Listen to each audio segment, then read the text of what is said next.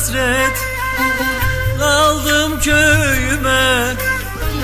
Göç göç olmuş yollar anam, yoksulluk diye. Yolum düştü bir gün sığlama öyle, ıssız kalmış yayla yolu, yaylam değişmiş.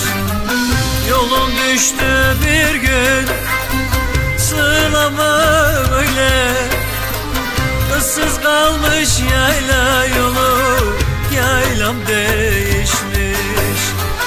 Değişmiş de benim köyüm, sığlam değişmiş.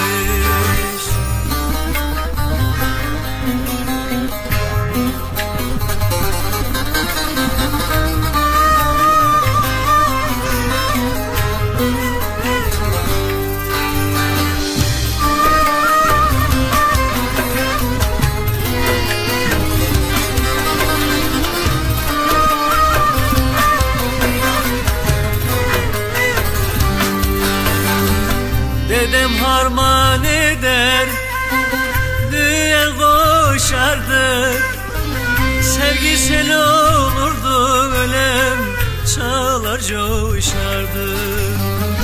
Birlik beraberlik, dostluklar vardı. Sevgiler yok olmuş anam, dostluk değişmiş. Birlik beraberlik, dostluklar vardı. Sevgiler yok olmuş, ölem dostluk değişmiş. Değişmiş de benim köyüm, sığlam değişmiş.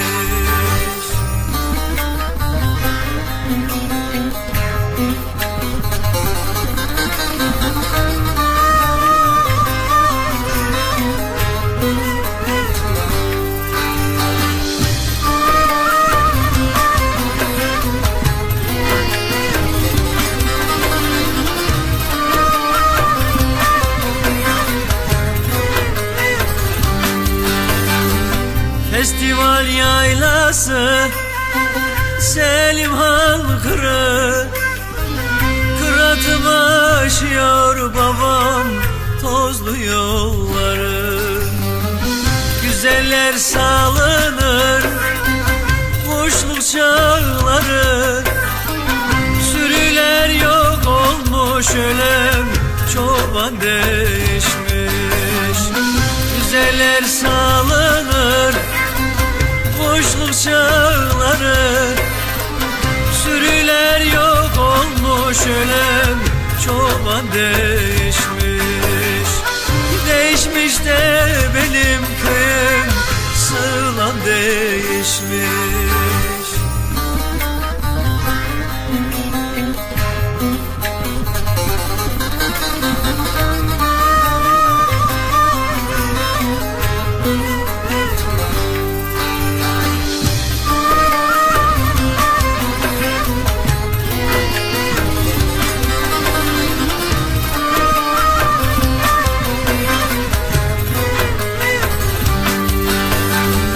Çayır çimen ovam, dumanlı dağlar.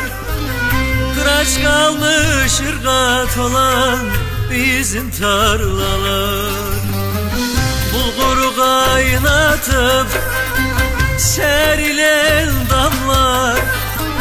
Kil yapılı evler, evler bile değişmiş. Bulguru kaynatıp serilen damlar. Kil yapılı evler, evler bile değişmiş. Değişmiş de benim köyüm, sığlam değişmiş. İçimdeki bu yara kanar durur derinden. Neydi acep dostlarım bizi köyümüzden eden?